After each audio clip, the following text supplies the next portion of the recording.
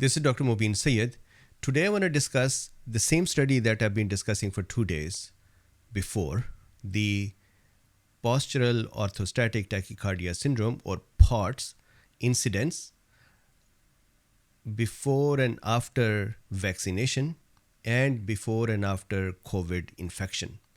The study that we have been discussing has alluded or implied with data that if you have vaccination, there is an increased incidence of POTS. However, if you don't get vaccinated and you get infected, you will have 5 times more incidence of POTS risk compared to if you were vaccinated. This study was picked up by all major mainstream news reporting sites. It was also picked up by anyone who was vaccine hesitant or vaccine injured.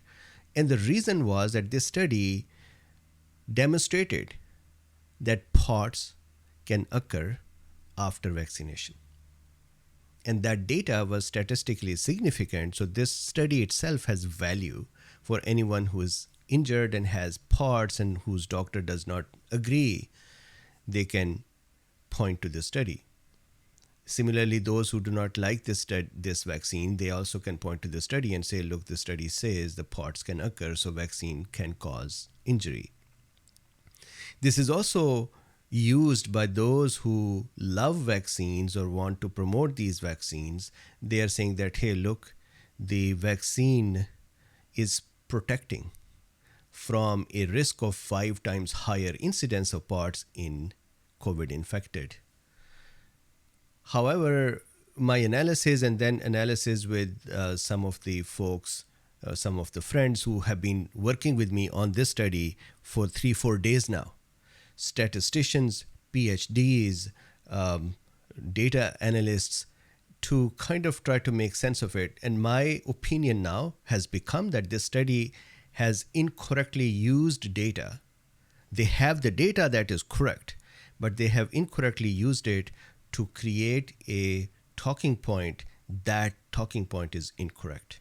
And so either this study needs to be retracted, or it needs to be amended and corrected, or at least an expression of concern need to be attached to this study. I have reached out to the author of the study. It is 2 days now. They have not responded. Some other friends have reached out to the author of the study as well, or the corresponding author of the study, and they have not responded. Fortunately, some of the folks who reviewed it, they are interacting with us on Twitter, but still the basic problem is there. So I want to show you that problem once more with a diagram that I created. So I hope to clarify the problem in the study. So first of all, if you are interested in knowing what is POTS, so postural tachycardia syndrome, or postural orthostatic tachycardia syndrome, POTS diagnosis and treatment, here is the definition of it.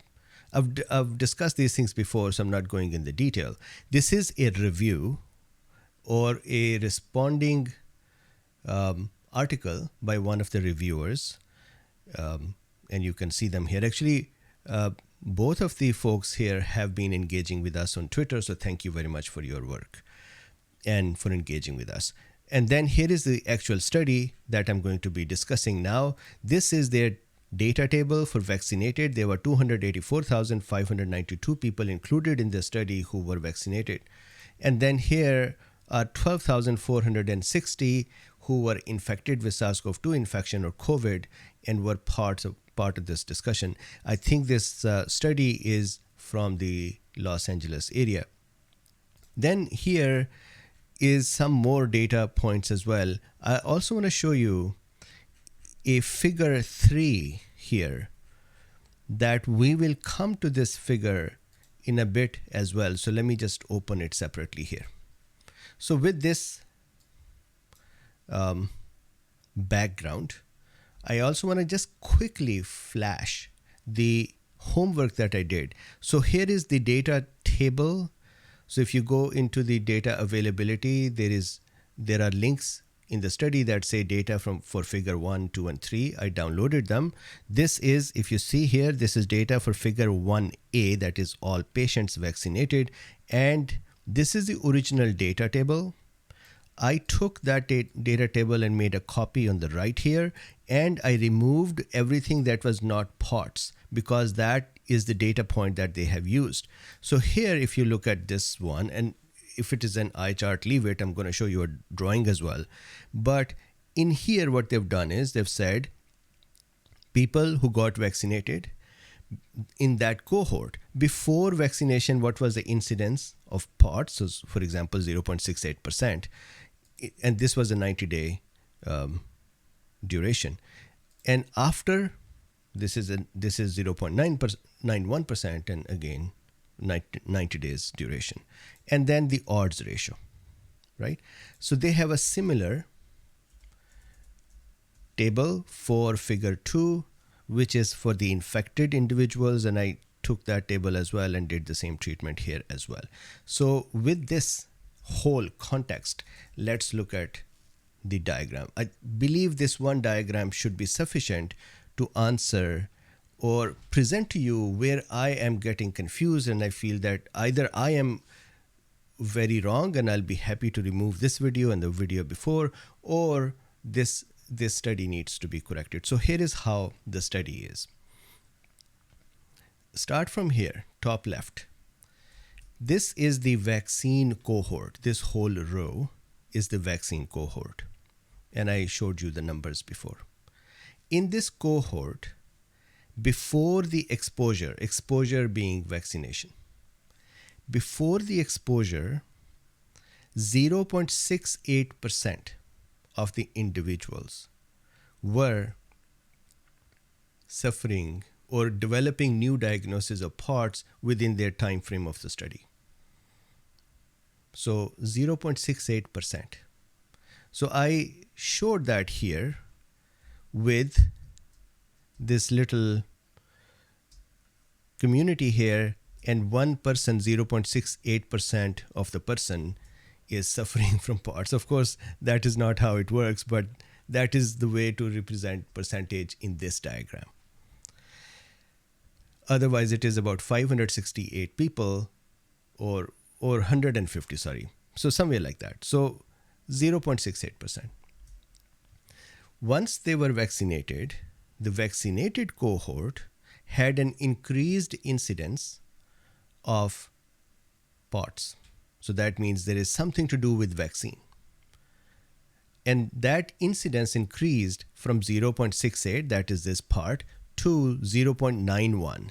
So there is, you can see an increment there. So if I bring this near, there is an increment of the POTS incidence. So if you then ask the question that how much was the increment, then what you do is you take odds of these, and that increment was 1.3x. So if you take 0.91 and you divide it with 0.68, which was the baseline, 1.3x. Good? So takeaway of this row, vaccinated individuals, and this is not a causality discussion, this is an association discussion. So we can't say here, and if I say this sentence, just ignore it. If I said vaccine caused POTS, ignore it, or infection caused POTS, ignore it. It's just an incidence with the association. So 1.3x, so 30% increased incidence in those who were vaccinated. So this was then used by everyone to say, look, vaccines are associated with POTS. Good. Now let's go to the second row. That is infection cohort. Infection cohort is those individuals who became infected with SARS-CoV-2. The vaccine cohort did not have infections.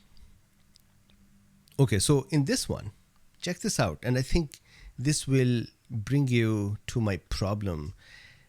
Before the infection, in this cohort, infection cohort, before the infection, the POTS incidence in this group was 3.2% already. So compare these two groups. Imagine these are two separate communities. One community lives at place X and other, just for mentally separating these two groups. Of course, they're not living at separate places. They're all from Los Angeles. So here, This community, that was infection cohort community, 3.2% was the incidence of POTS in this community before the infection. So at the baseline, this community was already 4.7 times higher POTS incidence. This is a very important point. And this is exactly the point that has been completely ignored, and I believe deliberately ignored as well. And if you have that discussion with the folks who are involved in the study, they would keep pointing you to the other things and not even engage on this difference. So can we now have a takeaway that two cohorts that we are trying to compare have a baseline difference that is 4.7 times for that incidence, that the variable that we are trying to measure? Okay, so now let's go after the exposure, what happened. Let's go back to the vaccine side. We saw that 0.91. Let's go to infection side. Infection side, after the infection, in this cohort, the incidence of POTS became 4.86% per 100. So if you said, what is the increase between the two? Of course, the baseline was not 0. So you cannot just say that, hey, 4.86% is the POTS in infected. You have to account for already raised baseline, or whatever the baseline is. Here 0.68, here 3.2. So you take odds. So odds here are 1.5x. So 50% increase because of the association with infection. Good. So if you look at these two rows on their own, vaccine and post-vaccine community had 30% increase, or 1.3x odds of the POTS incidence after the vaccine, after the exposure. Infection community had 1.5x odds. And why that is okay to look at is because these odds calculations normalize the data. They look at the percentages and they compare them and they normalize the data. Now, if you said to me that what is the difference between these two? How much change in vaccinated group and POTS compared to infected group and their POTS occurred? Then what I'll do is, because these are not equal groups, they're not starting from the same baseline. Because of that, I cannot compare their absolute numbers. I will have to compare their odds, because odds are the one through which the data is normalized. So what we do is we take the odds of one and divide it with the odds of the other. So 1.5x divided by 1.3x equals 1.15x. So 15% difference between the two of these. And you can actually visually kind of see that as well. Here in the post-vaccine, this is the kind of difference you're seeing from 0.68 to 0.91. And in the post-infection, you are seeing that from 3.2 to 4.86. So this extra incidence. Now here is where our friends with the study did the math in a different way, which math is correct, data is correct as well, but it is wrong to do. Here is what they did. They said, forget about this side. They said, forget about that here. Let's just compare these two guys, these two groups. And not only just compare these two groups and make sure that we compare them correctly by comparing their odds. Instead, let's compare their absolute numbers. And so all of a sudden they said, how about we divide 4.86 of this group divided by 0.91 of this group, which will then become 5.3 something, 5.34. Now please remember, this 0.91 had a baseline of 0.68 So there is an uptick, but this 0.91 is not the absolute new incidence. Similarly, this 4.86 is not the absolute new incidence because of the infection association. In fact, it is an uptick from 3.2%.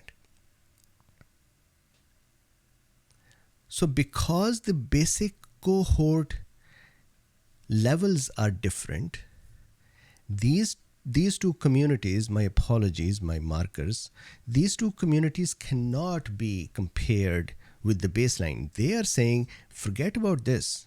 Even when the baseline is 4.7 times different. They said, ignore this, close your eyes. Just look at this one and see 5 times difference.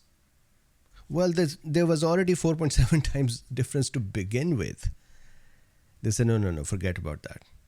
What we are saying is, just see that after we are just looking at vaccinated and infected, and vaccinated had 0.9% in incidence rate, and the infected had 4.86, and if you divide them, that is a 5.3 times difference. That is an absolute incorrect way of looking at the study. The study sample sizes are different, and the study's outcome baselines are different. So you can only take their odds ratio to be of any meaning compared to looking at their absolute numbers. Because what they're doing is this. Check this out. They're saying compare this number to this whole number as well. This whole number to this number. What they are asking you to ignore is that this much was already present. And here this was already present as well. And we should have only compared this extra piece here to this extra piece here and see what percentage change occurred between them. That's how they came. This is totally incorrect number to work with. Now let me show you that how much they actually used this. Look at this diagram. It is so funny for me. Look at this diagram for a second. In this diagram, on the left side, here is the same data that I showed you. These rows are here as well. What they're saying is parts, this is the vaccination at the top, parts before vaccination, parts after vaccination. On the top is the odds between them, 1.33, which I showed you as well. 0.68 and 0.91, the odds at 1.33. Then below that, for a comparison purposes, to make sure that they are looking at the right changes and everything is changing, not everything is changing in the similar way. Other diseases are also not changing in the similar way. The community has just not generally become higher or lower. So they took other common diagnoses that are occurring and looked at their odds. So their odds were, so again, before, in the previous time frame, and then after time frame. So they had 90 days before the exposure and 90 days after the exposure. So they looked at the same data for other common diagnoses as well, and that odds ratio was 1.21. So of course the vaccine before and after was 1.33. They said, of course, vaccine has an uptick more than the normal uptick. So that means it is significant towards the vaccines. But look at the third row here. The third row is parts after the infection. Do you see that how interestingly they did not do the same data representation here of before and after parts with the infection and their odds ratio, which was 1.5? Do you see that box here? It's not there at all. Secondly, if you see here on the top left of this diagram, they're comparing the odds, second odds box with the first odd box and their odds ratio, which is the right way to compare those imbalanced cohorts with imbalanced numbers. You compare their odds. This is like comparing percentages. Odds ratio 1.1. But do you see something very interesting? They didn't do similar odd ratios of the blue boxes to each other by going through the odds. They actually missed the box with the odds I believe intentionally for the infection. Do you see any box above the infection that shows the odds here? And then they should have created a line from there to the vaccination odds and said 1.15, 15% difference. They omitted that all. Instead, what did they do? Look at the right side. Now they went to absolute numbers. They're not doing odds ratio of the odds actually. They're doing odds ratio of the incidences. So they're taking the incidence of POTS after the infection, and they're taking the incidence of POTS after the vaccine and comparing them, ignoring the baseline altogether. This is an incorrect way of doing it.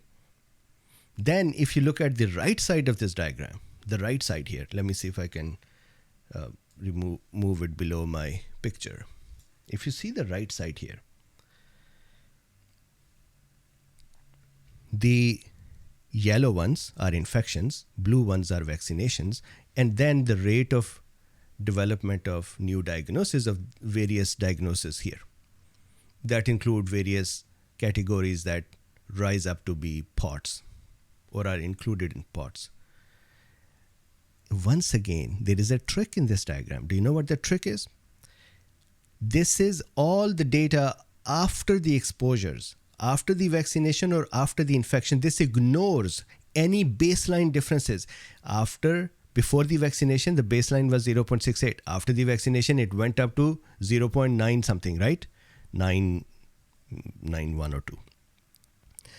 The before the infection cohort had 3.2. After the infection cohort had 4.7. They just ignored the baseline and simply said, do you see that after infection, this is 4.7 versus after the vaccine, it is 0.9. That is a 5 times difference. So this whole data point, right side it looks more innocent, but it is not grounded in the baseline. Left side is actually deliberately incorrect. Once again, left side, at the infection blue boxes, there is no odds ratio on top of them. Then, just like they compared the odds of, I'm not saying odds ratio, I should have said odds. In the infection blue boxes, there is no odds calculation box. And then there is no odds ratio with the vaccine, just like they've done CPC with the vaccine on the left side. The right side odds ratio calculation is actually incorrect. That is an incidence ratio calculation, which is not an odds ratio calculation. Can you imagine that this is done in this study? So if I go back here to this diagram, what they're saying is, forget about the baseline. Just look at the difference between these two, 0.9 and 4.8, and that is the 5.3%, 5.3 times difference. That is what that little diagrams that I just showed you. But in a cohort system, that is mismatched. That is starting with a different baseline, not correctly matched because of whatever, and not stratified. In these, then what you do is you compare their odds ratios. These ratios were supposed to be compared. This actually, if you said that, hey, they did not know, they knew it. In the CPC2 vaccine, they did on the left side odd ratio calculation.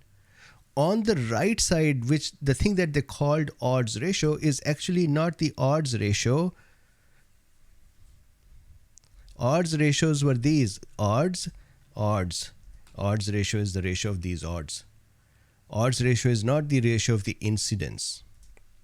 So, anyways, that is the discussion. This whole study, as much as it is liked and loved by almost every tribe, vaccine injured, not liking vaccines, liking vaccines, this study has flaws in its narrative.